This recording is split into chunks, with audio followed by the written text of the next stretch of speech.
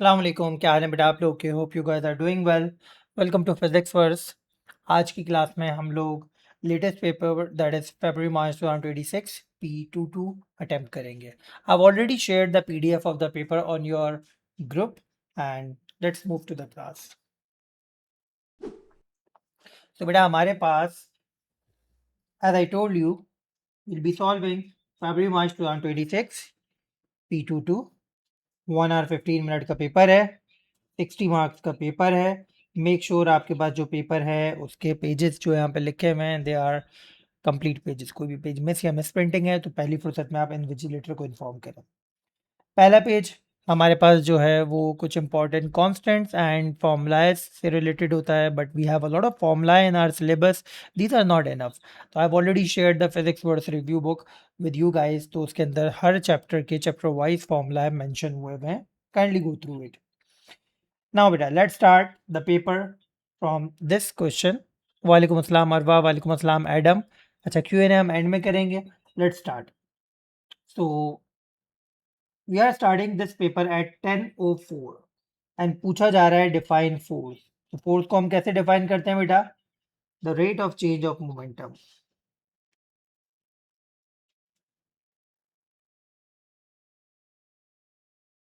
That's how we define force. ठीक है बेटा? Force is the rate of change of momentum. आगे बढ़ते हैं। बोलना use the definition in A1 to show the SI base unit of the fourth are kg ms minus 2। ठीक बेटा, तो हमने बोला है फोर्थ है rate of change of momentum. तो मोमेंटम होता है mass into change in velocity हो जाएगा। मास के एसआई बेस यूनिट क्या होते हैं बेटा? केजी। स्पीड के एसआई यूनिट क्या होते हैं? ms माइनस 1 अपॉन टाइम के एसआई यूनिट क्या होंगे? s। तो KG m s minus 1 s minus 1 यानी KG m s minus 2. That's how we prove the SI base unit of force is kg ms minus 2। आगे देखें क्या बोल रहे हैं। The student is investigating the relationship between force applied to the piston of syringe and velocity of exiting fluid from the syringe. The student wishes to use the equation। ये equation आपको given है। v velocity है, f force है, k constant है जिसके SI base unit ये हैं, m mass है, a क्रॉस सेक्शनल एरिया है। By considering SI base unit on both sides of the equation, state and explain whether the equation is homogeneous. तो homogeneous equation क्या होती है? जिसमें तमाम terms of the equation same units लेकर आ जाए। ठीक है बेटा, वो होमोजीनियस इक्वेशन कहलाती है। तो फॉर्मूला है v equals to F K upon M A. ठीक है बेटा, तो M S minus one speed के एसआई बेस यूनिट, फोर्स के SI base unit K G M S minus two, K constant है जिसके बेस यूनिट है M square S minus one, और एम हमारे पास मैथ है के जी, और ए एरिया है एम स्क्वायर। ठीक है बेटा, के जी से के जी कटा, एम स्क्वायर से एम स्क्वायर कटा, बचा क्या?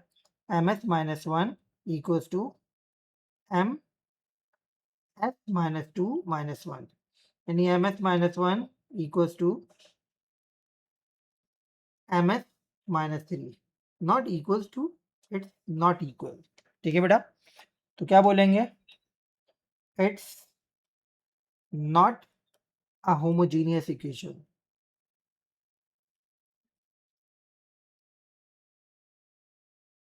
as units on both sides are not equal।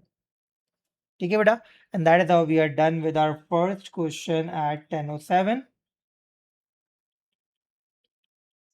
that means 3 minutes we took to complete this question। ठीक है बेटा, आगे बढ़ते हैं।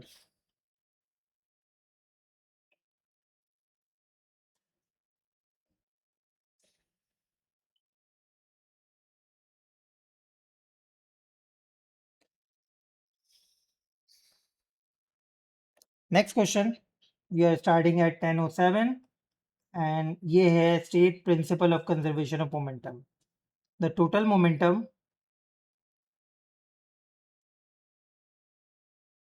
before and after collision remains conserved. 1 mark. Second mark क्या है बेटा? Under isolated condition. ठीक है बेटा। कह रहे हैं स्टेशनरी बोट जिसका मास 160 किलोग्राम है floats on surface of water. सही बेटा। द मास्ट, मास्ट क्या होता है? वो जो बड़ा सा एक कपड़ा लगा हुआ होता है। The mast of the boat is vertical and the sack of mass 23 kg is thrown at the boat as shown. Okay. तो बेटा एक सैक फेंका गया है जिसका मास हमारे पास 23 kg है और 3.4 मीटर पर सेकंड की वेलोसिटी की मदद से बोट पे फेंका गया है। Immediately after colliding with the mast of the boat, the sack is traveling horizontally with a speed of 3 meter per second, 3.4 meter per second. Before collision, speed of the sack बताई हुई है। The sack collides and the mast, the sack collides with the mast and remains in contact with it without rebounding. तो ये तो वो दो जिसे में एक जान वाला केस आ गया। ठीक है बेटा। सैक मैथ से टकराया और उसके साथ कांटेक्ट में रहा, रिबाउंड नहीं हुआ। Assume that resistive forces acting on the boat before during the collision are negligible. Calculate horizontal speed v of the sack and the boat immediately after collision. तो बेटा दो जिसे में एक जान वाले सिनेरियो में क्या होता है? m1 u1 plus m2 u2 बराबर होता है m1 plus m2 times v। ठीक है बेटा। तो बोल रहा है सैक एंड बोट की स्पीड इमीडिएटली आफ्टर कोलिजन बताओ, यानी v बताओ। हमें ये वैल्यू ऑफ v को फाइंड आउट करना है। ठीक है बेटा। Now m1 is the mass of the boat which is, sorry, m1 is the mass of the sack ले लेते हैं which is 23 kgs and it having a speed of 3.4 meter per second. m2 is the mass of the boat but initially the boat was at rest, I mean move नहीं कर रही थी क्योंकि हमसे बोला गया है स्टेशनरी बोट। आगे क्या बोल रहे हैं? दोनों के मैसेज को ऐड करो, 23 प्लस 160 टाइम्स v। तो बेटा ये तो पूरा जीरो हो जाएगा। सही है बेटा। एंड हमारे पास सिनेरियो क्या होगा? 23 मल्टीप्लाई बाय 3.4 78.2 और ये हो जाएगा 183 टाइम्स v। तो v हो जाएगा 78.2 डिवाइड बाय 183।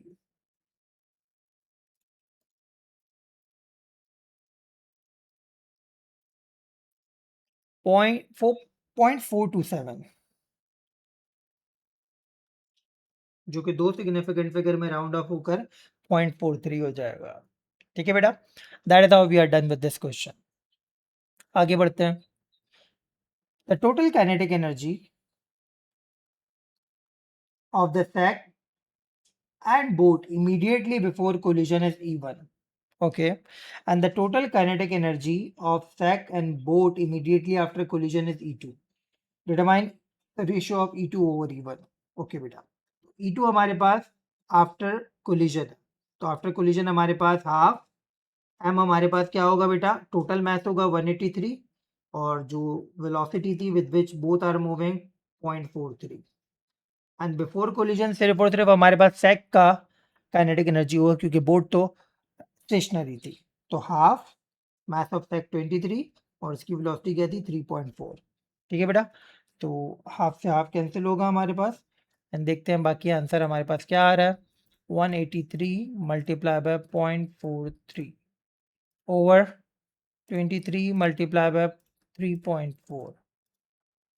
ठीक है बेटा। 1.006। ठीक है। 1.006। ओके। तो 1.006 हमारे पास आंसर आ रहा है यहाँ पर।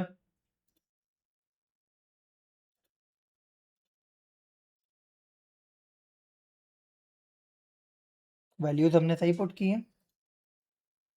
आई गेस सही पुट की हैं।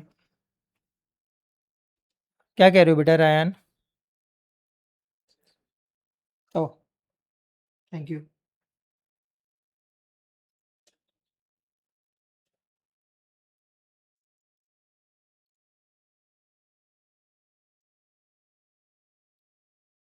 वर्टिकल मोशन कहाँ से है बेटा? मैथ वर्टिकली मूव हुआ है इस तरह, सैक तो हॉरिजॉन्टली मूव कर रहा है।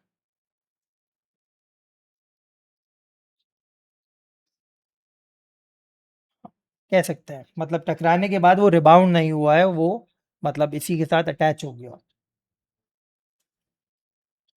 पीछे वाला सही है, यहाँ पे बस स्क्वायर नहीं लगाया था हम लोगों ने। देख लेते हैं बेटा क्या आंसर आ रहा है हमारे पास विद स्क्वायर। तो स्क्वायर स्क्वायर 0.127,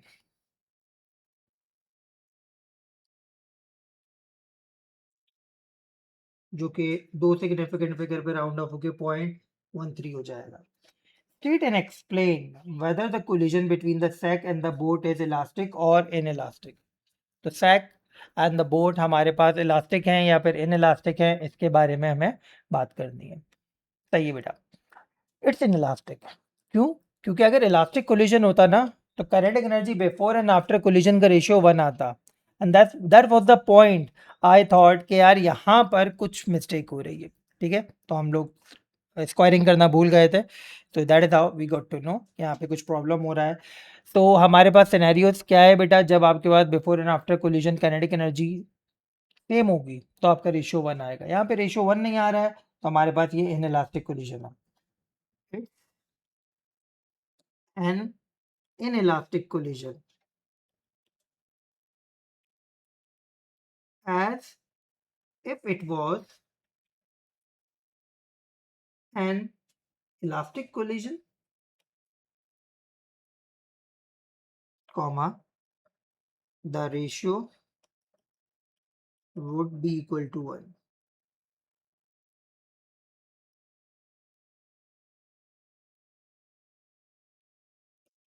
अच्छा बेटा, after a short time, the boat in 2B is at rest again. State the upthrust acting on the boat with the sack is 1800 Newton. तो बेटा अगर ये हमारे पास बोट है जो कि अगेन स्टेशनरी हुई भी है, तो उसमें क्या होगा बेटा? टोटल डाउनवर्ड फोर्स बराबर हो रही होगी टोटल अपवर्ड फोर्स के। अब डाउनवर्ड फोर्स हमारे पास कौन सी है? वेट। और अपवर्ड फोर्स हमारे पास कौन सी है बेटा? Upthrust, which is provided by water. तो बेटा हम यहाँ पे अपथ्रस्ट निकालने के लिए mg के बराबर कर देंगे, वेट के बराबर कर देंगे, क्योंकि ये स्टेशनरी है। ठीक है बेटा, फ्लोट कर रही है। तो मास टोटल क्या है? 183 with boat and the sack, and gravity की वैल्यू 9.81।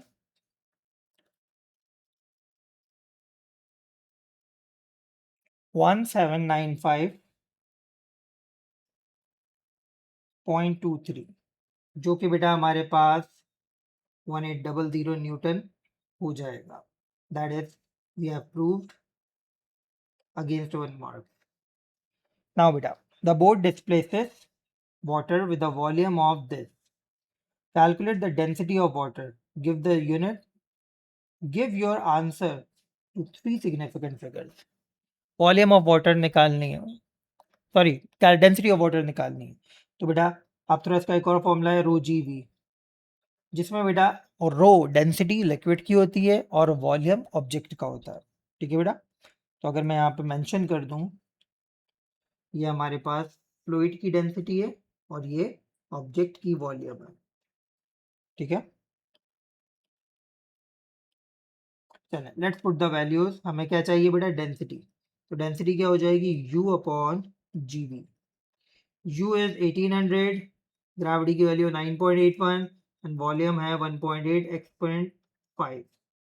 लेकिन एक छोटा सा प्रॉब्लम है, ये सेंटीमीटर क्यूब में, आंसर मीटर क्यूब में चाहिए। तो बेटा एक काम करो, आप इसे कन्वर्ट कर लो। 1.8 एक्सपोनेंट 5 सेंटीमीटर क्यूब से मीटर क्यूब में जाना है, तो सेंटीमीटर से मीटर में जाते हैं 100 से डिवाइड करते हैं। सेंटीमीटर क्यूब से मीटर क्यूब में जाना है, तो बेटा आपने क्या करना होगा? 100 से 3 मरतबा डिवाइड करना होगा, विच इज दिस। तो ये राउंड ऑफ होके क्या हो जाएगा? 1.8 एक्सपोनेंट -1। ठीक है बेटा, या which is what you call 0.18 metre cube. ठीक है बेटा, तो ये वैल्यू हो जाएगी हमारे पास 0.18 मीटर क्यूब। Let's solve. क्या आंसर आ रहा है हमारे पास? 1800 multiply by 9.81, sorry, divide by 9.81 multiply by 0.18, 1090 हमारे पास वैल्यू आ रही है यहाँ पर।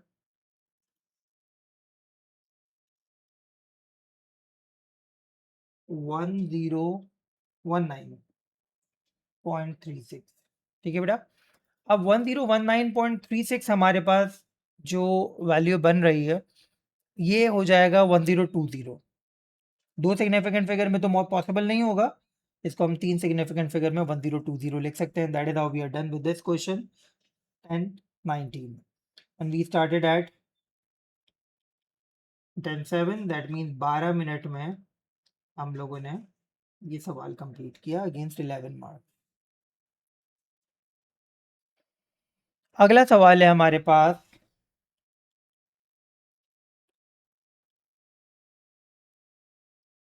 बेटा सवाल में कहा जा रहा है roller coaster carriage of mass 280 kilogram travels over a raised section of the track as illustrated in figure 3.1। Carriage है पॉइंट एक्स वाई जी बताए हुए हैं, पॉइंट वाई से point Z delta H height के ऊपर है। At position X the carriage की kinetic energy है ये, सही है। पोजीशन वाई पे the carriage has kinetic energy this, ठीक है। The length of the track between X and Y is this, X and Y के दरमियान लेंथ बताई हुई है, ठीक है। In moving from X to Y the carriage does this much amount of work against resistive forces. Calculate the average resistive force acting on the carriage between X and Y. तो बेटा work done against friction हमें पता है और हमें distance भी पता है, तो रेजिस्टिव फोर्स क्या होगी? W अपॉन डी, यानी 5.1 किलो जूल है तो एक्सपोनेंट 3, और डिस्टेंस कितना बताया? 23। 5.1 एक्सपोनेंट 3 डिवाइड बाय 23, 221.73, यानी 220 न्यूटन की हमारे पास एवरेज रेजिस्टिव फोर्स आ रही होगी। ठीक है बेटा। नाउ अब क्या बोल रहे हैं? Calculate the change in height between X and Y. Point X और वाई पे हमारे पास हाइट में जो डिफरेंस आ रहा है वो बताओ, पॉइंट एक्स और वाई। ठीक है बेटा। अब अगर मैं बात करना चाहता हूँ एनर्जी के मुताबिक पॉइंट एक्स एंड वाई पे, तो पॉइंट एक्स पे हमारे पास principle of conservation of energy के मुताबिक ये इक्वेशन बनेगी, energy at point X equals to energy at point Y. Point X पे सिर्फ एक एनर्जी थी which was kinetic energy, and point Y पे क्या क्या है बेटा? काइनेटिक एनर्जी है और पोटेंशियल एनर्जी है और वर्क डन अगेंस्ट फ्रिक्शन भी है। ठीक है बेटा, इसको मैं एनर्जी लॉस्ट भी कह देता हूँ, वर्क डन अगेंस्ट फ्रिक्शन। तो बेटा काइनेटिक एनर्जी पॉइंट एक्स पे कितनी थी? पॉइंट एक्स पे काइनेटिक एनर्जी थी 16.1, 16.1 एक्सपोनेंट 3। पॉइंट वाई पे काइनेटिक एनर्जी कितनी थी बेटा? 1.3 एक्सपोनेंट 3। पोटेंशियल एनर्जी क्या हो जाएगी? M G delta H. और एनर्जी लॉस कितनी है बेटा हमारे पास? ऊपर हमने निकाल गिवन थी 5.1। ठीक है बेटा। तो ये जितने भी न्यूमेरिक वैल्यूज हैं इनको ज़रा सॉल्व करते हैं। तो 1.3 प्लस 5.1 अगर हम करें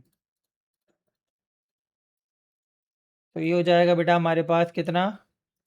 6.4। 16.1 एक्सपोनेंट 3, 6.4 एक्सपोनेंट 3। मैथ की वैल्यू पुट करो बेटा, क्या है?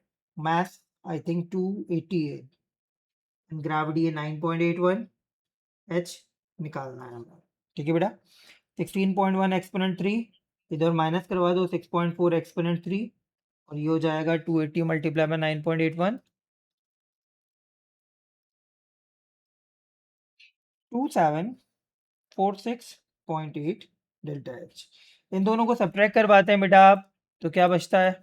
16.1 में से 6.4 को माइनस करवाओ, 9.7। and 2746.8 delta H. सही बेटा?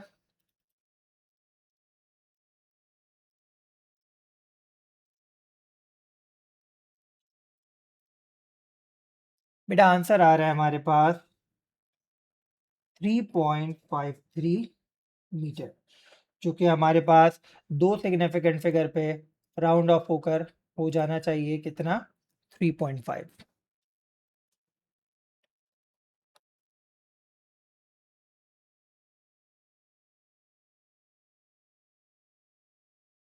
ठीक है बेटा, तो ये इस तरीके से हमारे पास ये क्वेश्चन कंप्लीट हुआ। आगे बढ़ते हैं। The carriage travels further along the track two point Z. State and explain.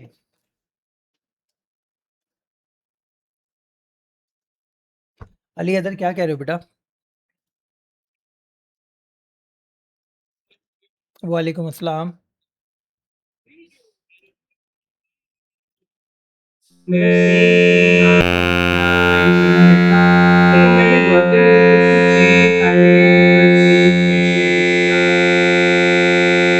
यही सेम आ रहा था। जी। ओके, फिर तो मैंने सही है। ChatGPT से पूछा तो वो बोल रहा था कि ये करेक्ट है। आप फिर दोबारा बताएं आपने क्या किया था?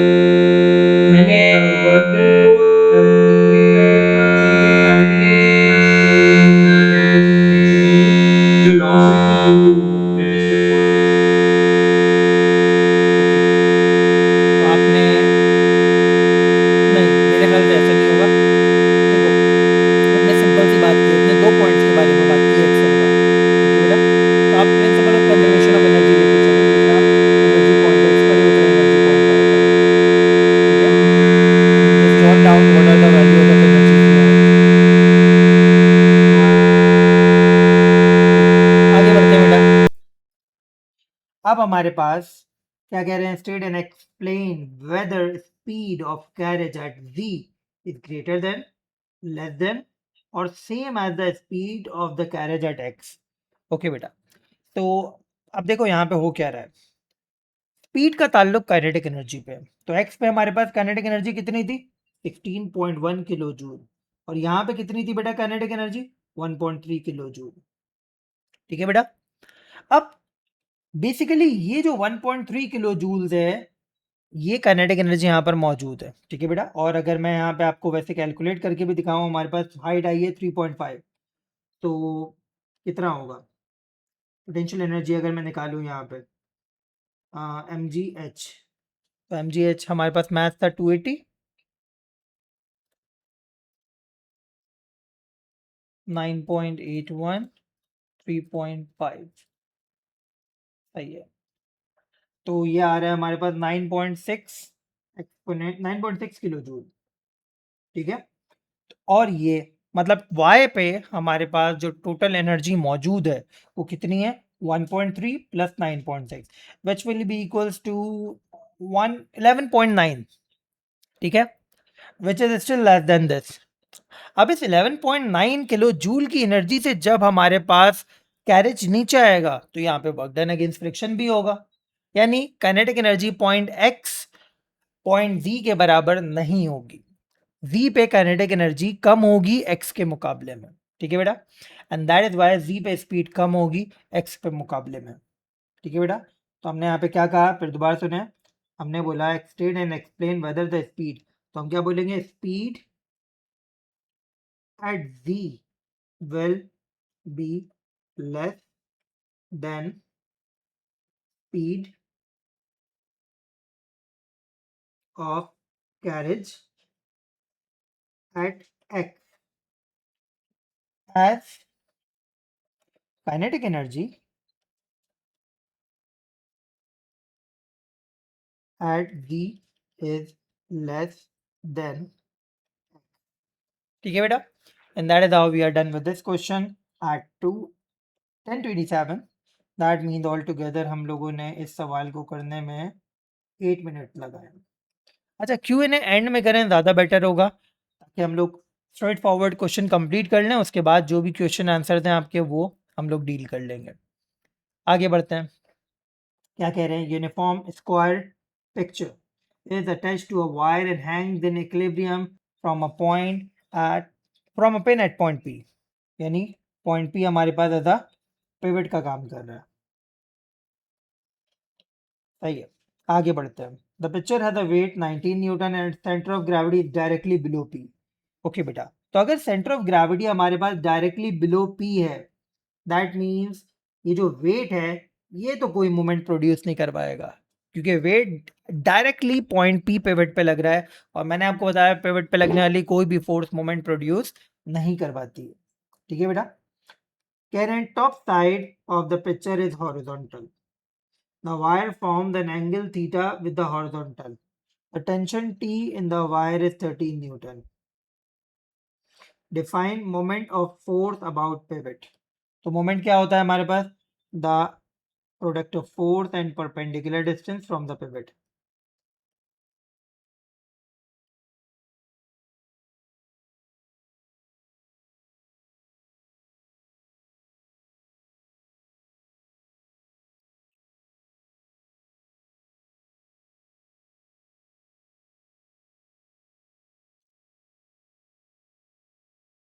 ठीक है बेटा, कह रहे explain why the moment about of the weight about point P is zero. तो क्या बोलेंगे? Weight is directly below the pivot and no force can produce moment if it acts on the pivot. Calculate theta. Okay, तो theta निकालने के लिए हमें ऊपर जाना होगा डायग्राम में, और डायग्राम में हम देखेंगे बेटा हमारे पास, अगर मैं टी को इसके कंपोनेंट्स में ब्रेक डाउन कर दूं,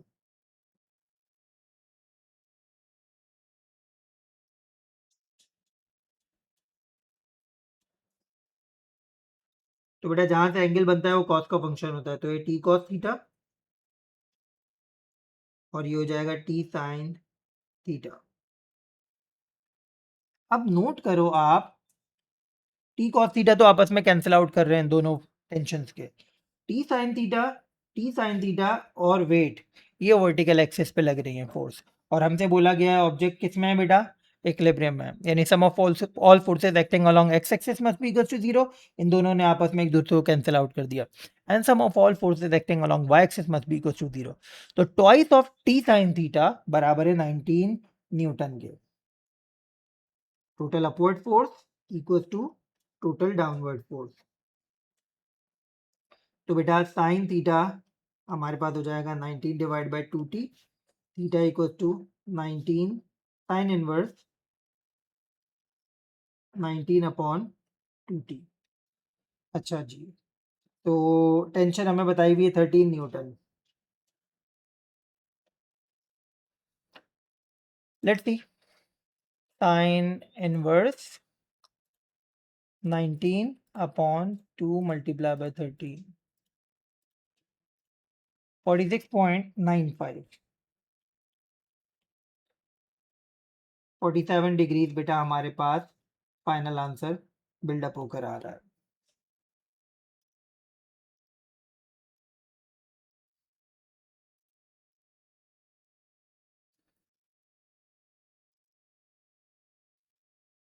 ठीक है, आगे बढ़ते हैं।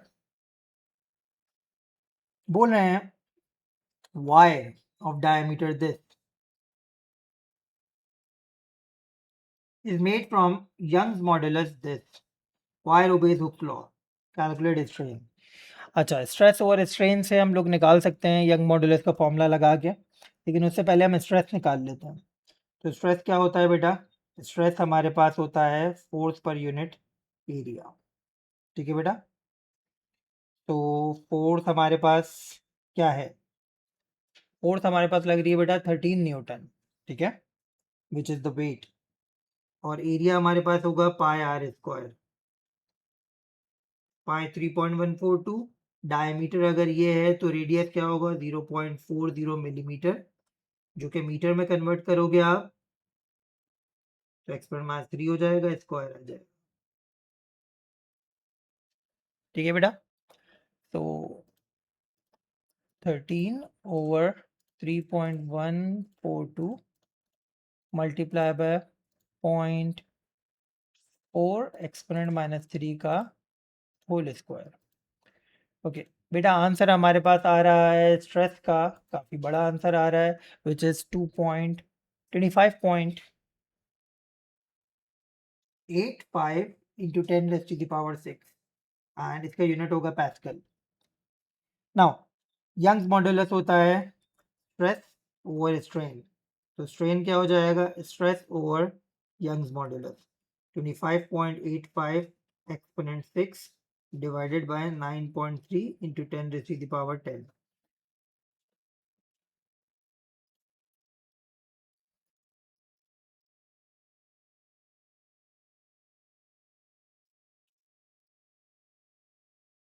बेटा आंसर आ रहा है हमारे पास 2.77 into 10 raised to the power minus 8 if I'm not wrong, let me see, नहीं -4, तो यानी 2.8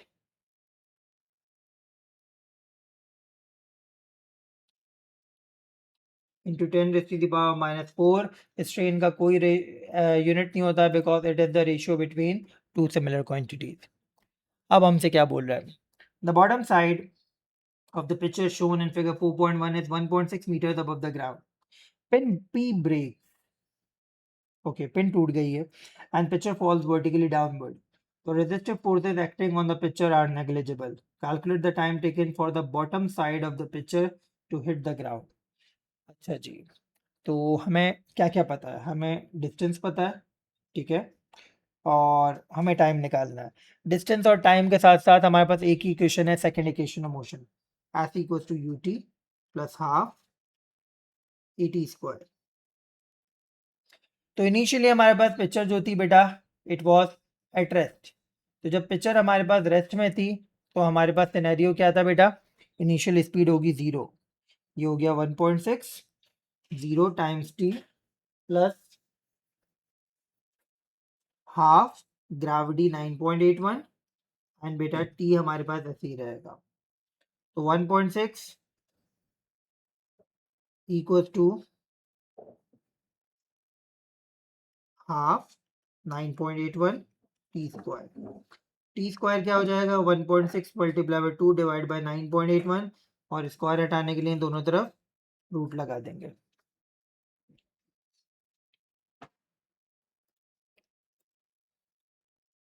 under root 1.6 multiply by 2 divided by 9.81, 0.571 second, यानी 0.57।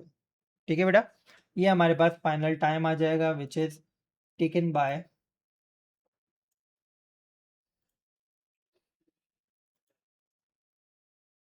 The picture to fall. ठीक है बेटा, आगे बढ़ते हैं। Figure 4.2 sketch the variation with the speed of picture versus the distance fallen from its initial position। Okay बेटा, तो हमसे क्या पूछ रहे हैं, स्पीड वर्सेस डिस्टेंस की बात कर रहे हैं।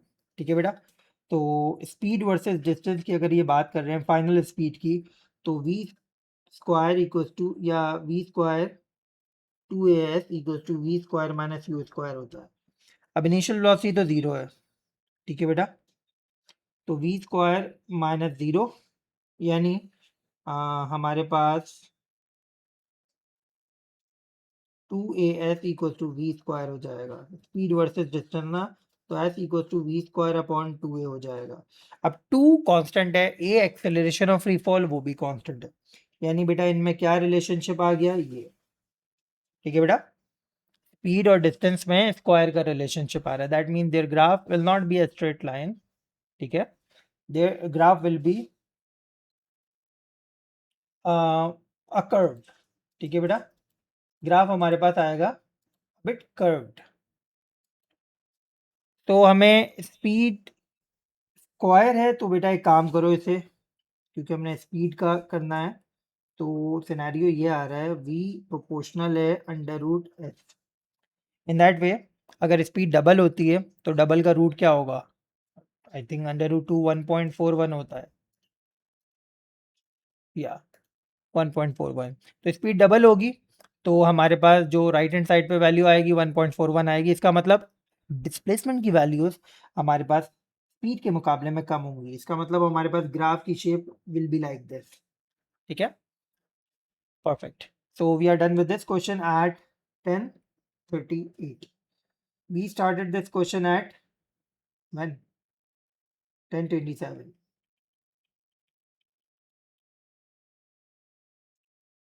11 minute for 11 marker question. Question number 5 is regarding the waves. Progressive wave, what is meant by period?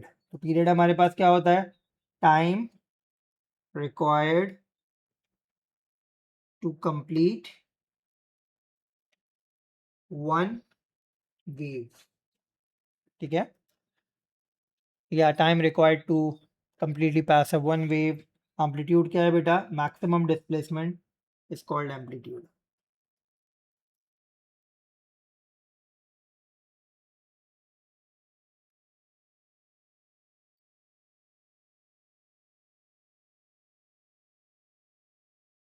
तो ये तो हमारे पास बेसिक डेफिनेशन थी जो हम लोगों ने कंप्लीट कर दी। तो maximum displacement from mean position लिख देंगे, ज़्यादा बेटर होगा। वैसे डिस्प्लेसमेंट में तो ये सेंस आ गया, लेकिन लिख देंगे तो अच्छी बात है।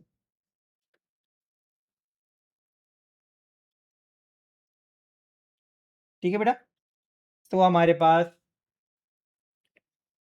और यहाँ पे भी हमारे पास आप ऑसिलेशन भी चलेगा, वेव ऑसिलेशन, दोनों वर्ड्स करेक्ट हैं। अच्छा जी, stretched string is fixed at both ends and made to vibrate at a frequency of 25 hertz. सही बेटा, स्टेशनरी वेव इज फॉर्म्ड। बेटा 25 हर्ट्ज पे स्टेशनरी वेव फॉर्म हो रही है। और बेटा ये कितनी हार्मोनिक की स्टेशनरी वेव है मैं आपको बताता हूँ बेटा। अगर वन सिंगल हार्मोनिक होता ना तो बेटा स्टेशनरी वेव में एक लूप होता इस तरह। ठीक है, और अगर हमारे पास ये टू हार्मोनिक्स होती तो ये ऐसी होती। लेकिन यहाँ पे सिनेरियो क्या है हमारे पास? यहाँ पे हमारे पास कितने लूप बनेंगे बेटा? 3 लूप बनेंगे। किस तरह? ये देखो, ये देख रहे हो, 3 लूप बनेंगे। तो ये 3 हार्मोनिक्स की वेव है।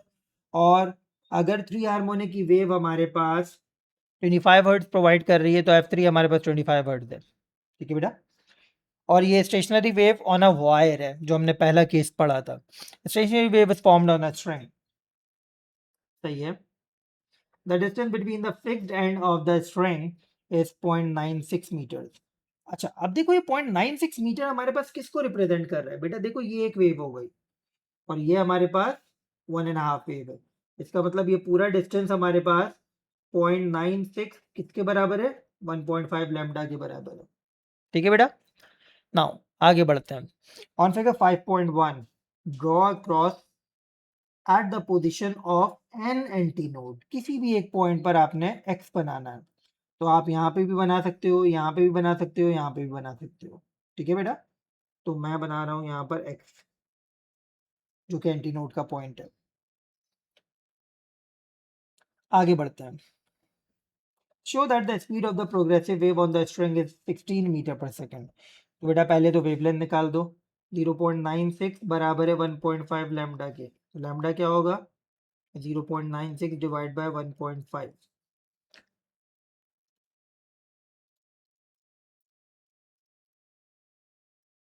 0.64। ठीक है बेटा, now v equals to f lambda. F है हमारे पास कितना? एफ 25 है और लैम्डा है 0.64।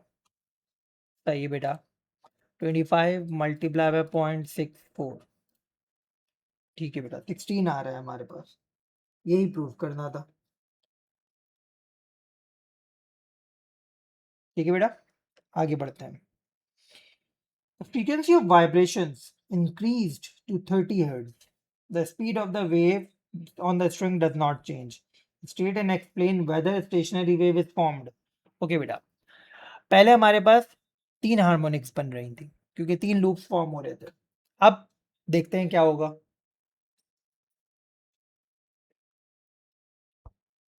तो बेटा सुनो, 3 हार्मोनिक्स पे हमारे पास फ्रीक्वेंसी थी 25 हर्ट्ज। ठीक है बेटा, तो हमारे पास सिनेरियो क्या होता है स्टेशनरी वेव ऑन स्ट्रिंग पे, एफ एन बराबर होता है एन एफ वन। ठीक है बेटा, अब अगर हमारे पास हम फोर्थ हार्मोनिक पे चलते हैं तो 4f1 होगा। What is f1? f1 की वैल्यू क्या है, पहले f1 निकाल लेते हैं बेटा। यहाँ पे f1 होता है v अपॉन 12, यानी 16 डिवाइड बाय 2 मल्टीप्लाई बाय 0.96। ठीक है,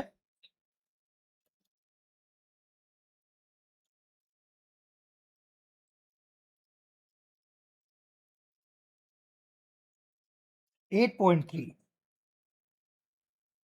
सही है। तो बेटा f1 हमारे पास 8.3 आ रहा है, यानी ये हो जाएगा हमारे पास 4 मल्टीप्लाई बाय 8.3 विच इज 33.3। और गिवन कितनी है बेटा हमें, 30। तो नहीं, स्टेशनरी वेव फॉर्म नहीं होगी क्योंकि पहले 3 लूप्स 25 हर्ट्ज पे बिल्डअप हो रहे थे। 30 हर्ट्ज पे 4 लूप बिल्डअप नहीं हो पाएंगे। चौथा लूप हमारे पास 33.3 हर्ट्ज पे बिल्डअप हो रहा है, इसका मतलब stationary wave will not be formed. ठीक है बेटा, हम यहाँ पे प्रॉपर बात क्या लिखेंगे कि भाई यहाँ पे स्टेशनरी वेव फॉर्म नहीं होगी, और रीजनिंग भी देनी है। ठीक है, क्योंकि रीजन के साथ हमें बात करके दिखानी है यहाँ पर। ओके, हम क्या बोलेंगे, stationary wave will not be formed as frequency for 3 harmonics is 25 hertz and frequency required for 4 harmonics is 33.3, which is greater than 30 hertz। ठीक है बेटा, दैट इज हाउ हमारे पास ये डिस्कशन कंप्लीट होता है। अब इसके आगे वाले पार्ट जो है बेटा नोट कर लें, एंड में आप इसके बारे में क्वेश्चन कर लिएगा, क्योंकि I post the video on YouTube as well, तो क्यू एन एंड में हो तो ज़्यादा बेटर है। Beam of light of wavelength this is incident normally on the deflection grating with this much lines per meter। अच्छा, माइंड दैट ये लाइंस पर मीटर है। ठीक है, मीटर अपॉन पर लाइंस होता है तो ये इस ग्रेटिंग होती है। सही है बेटा, तो यहाँ पे हम लोगों ने क्या करना है, दिस इज 1/d। ठीक है, आगे बढ़ते हैं। passing through the grating and forms pattern of bright spots on the screen that is parallel to the grating। figure 5.2 shows the bright spot pattern on the screen। okay, the angle formed the diffraction grating between the central bright spot and the bright spot is 37 degrees। calculate order of the bright spot formed at x। Okay बेटा, तो order of the bright spot अगर हमें form करना है तो हमारे पास formula क्या है, n lambda equals to d sine theta. तो एन क्या हो जाएगा, d sine theta upon lambda. पहले तो आप एक काम करो, डी की वैल्यू निकालो। तो डी की वैल्यू क्या होगी, 1 डिवाइडेड बाय 6.5 इंटू 10⁻⁵ 6.7 इंटू 10⁻⁵। तो डी क्या आ जाएगा हमारे पास,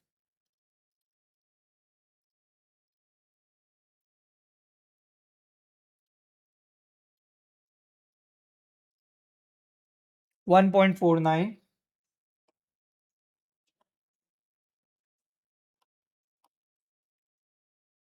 इंटू 10⁻⁻⁶।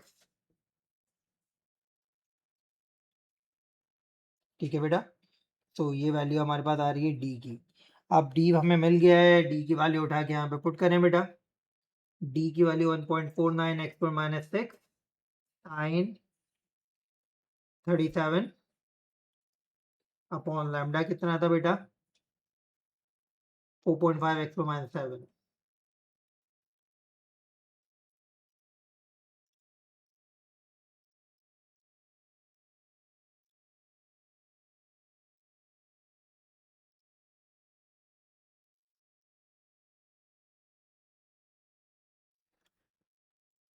बेटा आंसर आ रहा है हमारे पास 1.99। ठीक है, इसका मतलब दिस इज रफली इक्वल्स टू 2। ठीक है बेटा, ये हमारे पास आंसर हो गया। अब क्या बोल रहे हैं, diffraction grating is replaced by grating with fewer lines per metre.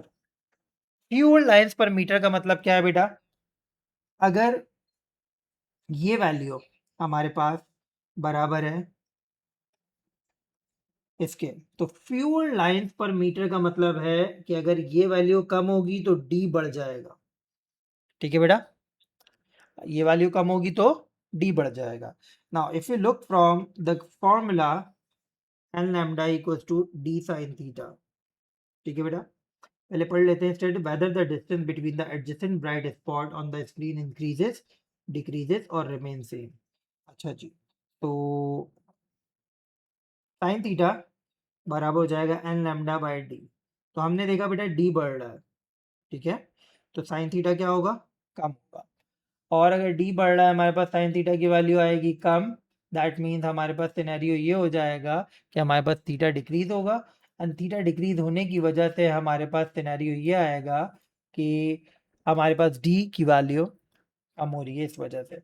अच्छा, weather the distance between adjacent bright spot, okay, तो हम क्या बोलेंगे, एज डी या ग्रेटिंग एलिमेंट बोल दो, grating element D will increase, तो थीटा will decrease। ठीक है,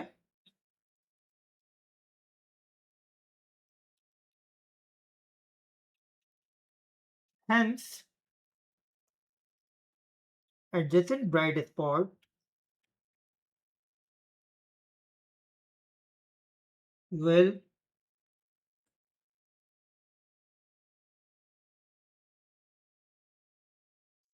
bright spots distance will decrease। ठीक है बेटा, तो ये हम लोगों ने की वर्किंग दिखा दी। 12 मार्क का question which is 12 mark 60 mark के पेपर के लिए 20% है। तो we are done with this paper at 10 question at 10:51 and ये हम लोगों ने शुरू किया था 38 का मतलब 13 मिनट्स में हमने क्वेश्चन कंप्लीट किया है। Next question we have is regarding electricity, पूछ रहे हैं इलेक्ट्रिक करंट क्या है। तो इलेक्ट्रिक करंट हमारे पास है बेटा the flow of charges per unit time. Cell की ईएमएफ है 1.5 वोल्ट्स एंड इंटरनल रेजिस्टेंस है which is a small r 0.75। Figure 6.1, draw the variation of the terminal potential with current of cell between 0 to 1.6 ampere. अच्छा बेटा, तो 0 से 1.6 ampere, थोड़ी सी working करते हैं बेटा। ईएमएफ किसके बराबर होती है, V प्लस आई आर। ठीक है बेटा, तो हमारे पास यहाँ पर ईएमएफ है V plus I R. V is the terminal voltage, terminal voltage इस तरह कर दो तो ये हो जाएगा हमारे पास क्या, E माइनस आई आर। ठीक है, अगर मैं इस इक्वेशन को ऐसे लिखूं तो कोई मसले की बात नहीं है बेटा। ठीक है, अच्छा अब जरा देखो, y एक्सिस पे हमारे पास वोल्टेज है और x एक्सिस पे करंट है। तो अगर मैं कुछ ऐसा कर दूं तो मसले की बात तो नहीं होनी चाहिए। ठीक है, 1 मिनट रुकिएगा। हाँ, ठीक है। वाई एक्सिस पे बेटा हमारे पास कौन है? वोल्टेज। एक्स एक्सिस पे कौन है? करंट। इसका मतलब हमारे पास ग्रेडियंट है -R और वाई इंटरसेप्ट है EMF। सही है बेटा। तो इन दैट वे हमारे पास जो स्टार्टिंग पॉइंट होगा,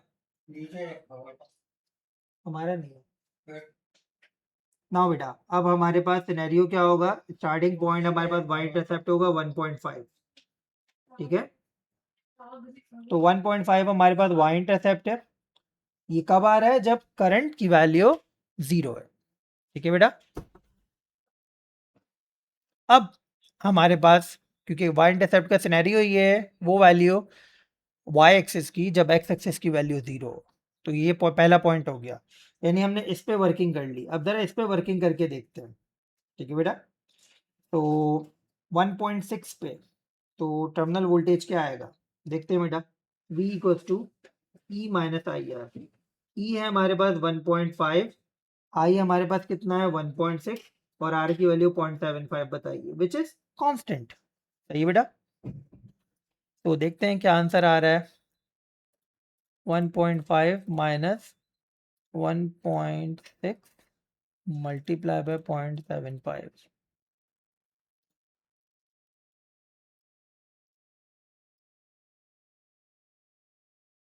1.6, 1 मिनट, 0.3 आ रही है। सही है, तो 0.3 किधर आएगा हमारे पास? 0.3 की वैल्यू हमारे पास आएगी समवेयर 0.1 0.2 यहाँ पे आएगी। ठीक है बेटा। अच्छा, दूसरी चीज बेटा, ग्राफ का ग्रेडियंट क्या है? Minus of r. Minus means negative gradient, और आर इंटरनल रेजिस्टेंस है जिसकी वैल्यू 0.75 कांस्टेंट है। इसका मतलब हमारे पास ग्राफ का ग्रेडियंट भी कांस्टेंट बनेगा। इसका मतलब कैसे बनेगा? Straight line.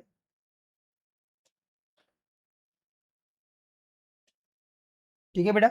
तो that is how we will draw our graph. आगे बढ़ते हैं। Y X has length this, cross sectional area this, and resistance this। सही है बेटा। तो हमें लेंथ पता है, एरिया पता है, और रेजिस्टेंस पता है।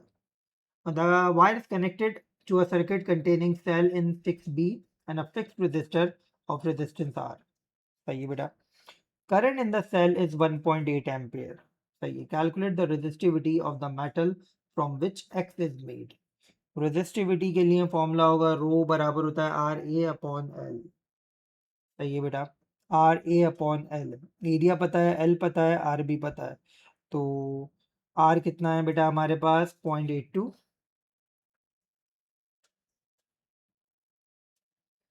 ए है हमारे पास 2.0 एक्सपोनेंट -7,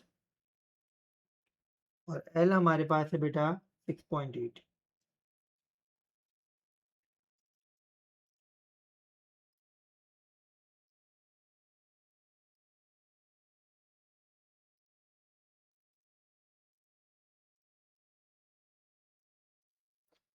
-24.11 एक्सपोनेंट -9।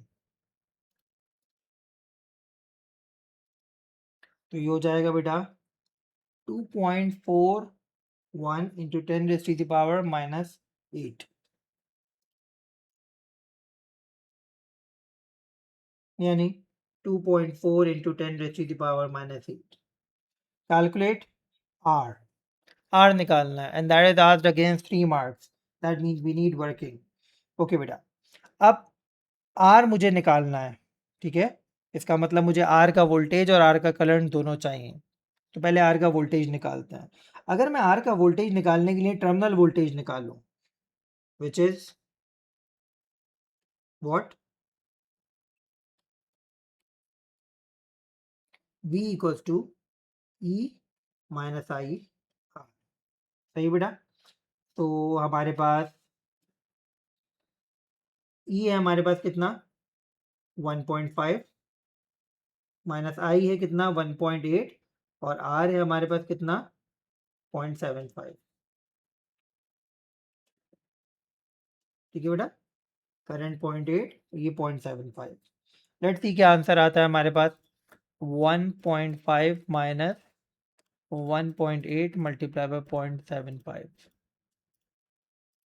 0.15।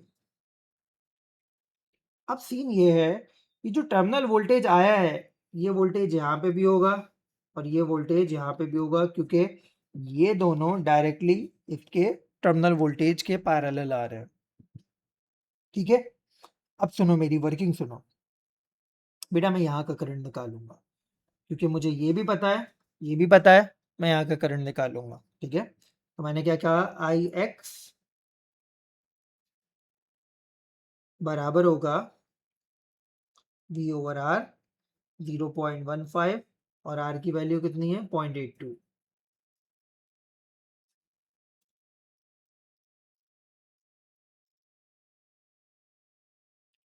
0.1829 या 0.183 कर लो एम्पियर। सही बेटा, तो मुझे यहाँ का करंट मिल गया 0.183 एम्पियर। इसका मतलब मैं यहाँ का करंट इजीली निकाल लूंगा। ठीक है बेटा, तो हमारे पास सिनेरियो क्या होगा आई ऑफ आर बराबर हो जाएगा v over r 0.15 divide by 0.183।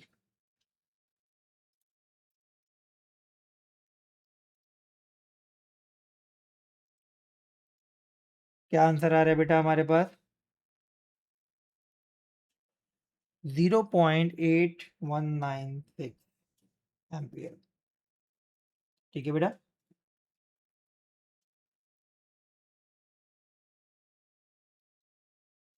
हम्म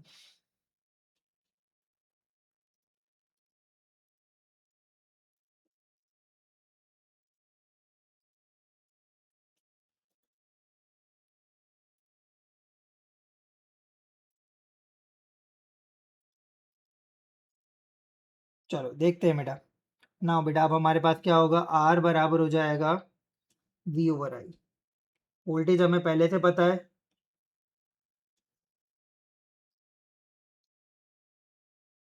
एक मिनट रुकना, ये हमने क्या किया है बेटा, हमने यहाँ का करंट पता है, यहाँ का रेजिस्टेंस पता है, सॉरी वोल्टेज, और एक मिनट रुकिएगा, यहाँ पे मेरे ख्याल से हमने थोड़ी सी वर्किंग खराब की है। हमें क्या पता है, हमें वोल्टेज पता है, रेजिस्टेंस पता है, हमने करंट निकाल लिया। सही है, वोल्टेज और रेजिस्टेंस नहीं सही की है वर्किंग तो, लेकिन यहाँ पे 0.183 नहीं डालना चाहिए था, यहाँ पे 0.82 डालना चाहिए था। That's what I was looking for, क्योंकि रेजिस्टेंस ऑफ, एक minute sorry, this working is for wire. ठीक है, एंड ऊपर वाली वर्किंग हमने, सही है, दोनों करंट्स को सब्ट्रैक्ट कर लेते हैं। ये करंट मिल गया हमारे पास, तो आई ऑफ आर होगा 1.8 which is the total current minus जितना करंट वायर एक्स में गया। ये वर्किंग हमारी जो नीचे लाइट ब्लू वाला था वो गलत था। सही है बेटा, तो 1.8 minus 0.183 and the reason was simple, I was telling you कि जो टोटल करंट आ रहा है उसमें से कुछ करंट 0.18 इधर चला गया, बाकी इधर जाएगा, तो हम दोनों करंट को सब्ट्रैक्ट कर लेंगे तो आंसर आ जाएगा 1.617। ठीक है बेटा, नाउ बेटा अब हम क्या करेंगे, r equals to v over I, voltage वही 0.15 है और करंट पॉइंट 1.617 आया है।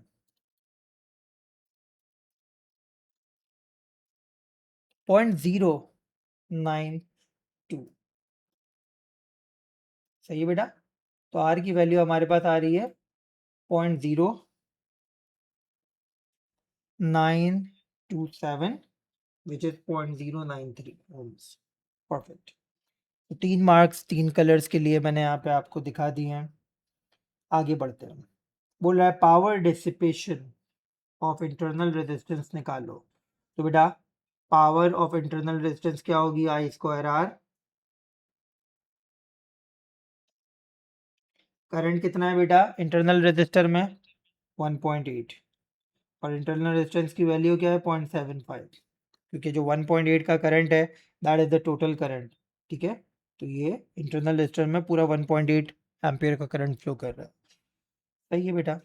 तो देखते हैं क्या वर्किंग आएगी हमारे पास, क्या आंसर आएगा। 1.8 का whole square multiply by 0.75 2.43।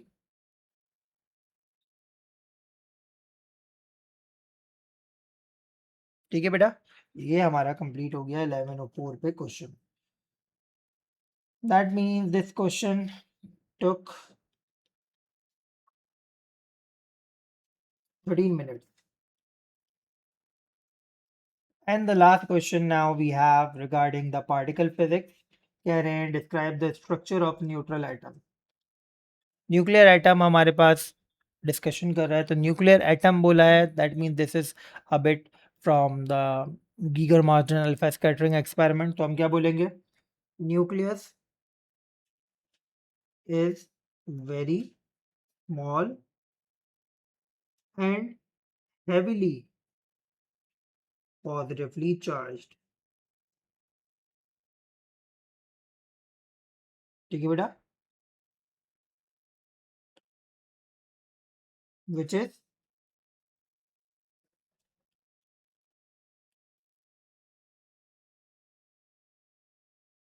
surrounded by electrons in shells या orbits।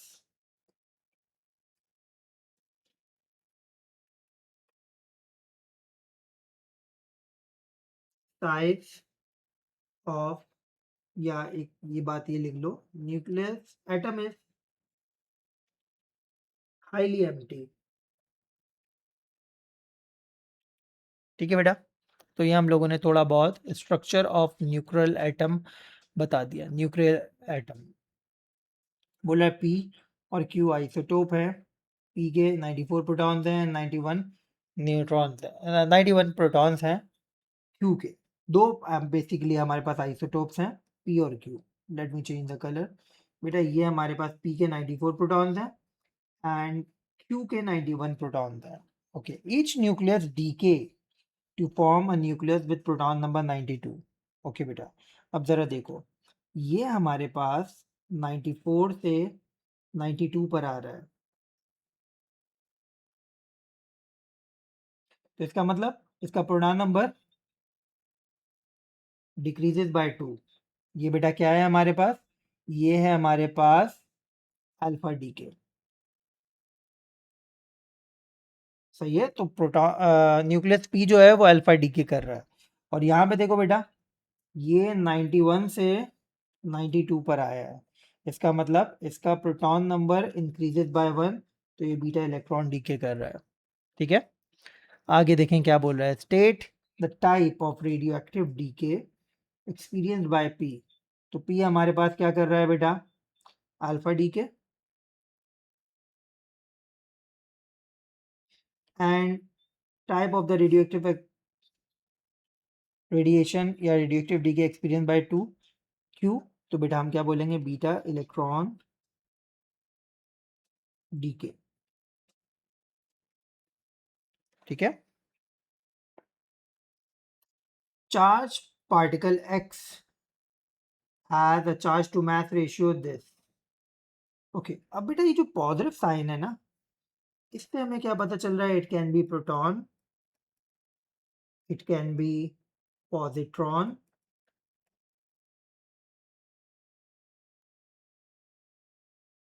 और इट कैन बी अल्फा।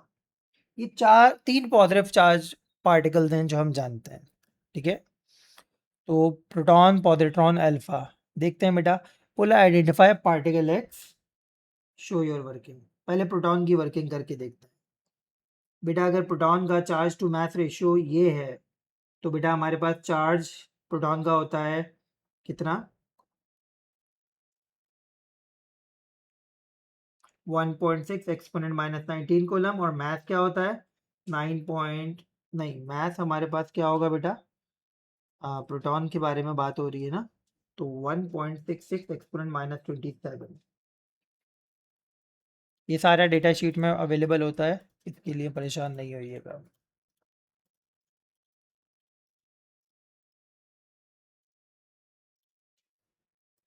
नहीं, प्रोटॉन नहीं है, ठीक है।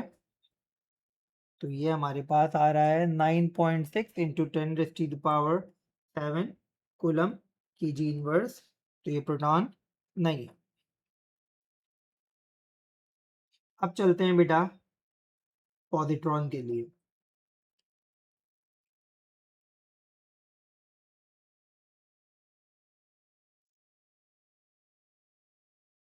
चार्ज है 1.6 एक्स पर माइनस 19 एंड बेटा मैथ है हमारे पास 9.11 एक्स पर माइनस 31, ठीक है बेटा। 1.6 एक्स पर माइनस 19 डिवाइड बाय 9.11 एक्स पर माइनस 31,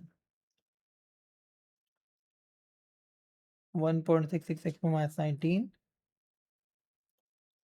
डिवाइड बाय 9.11 एक्स पर माइनस 31, सही है। 1.75 इंटू 10⁻11, तो बेटा ये हमारे पास पॉजिट्रॉन है। 1.756 है,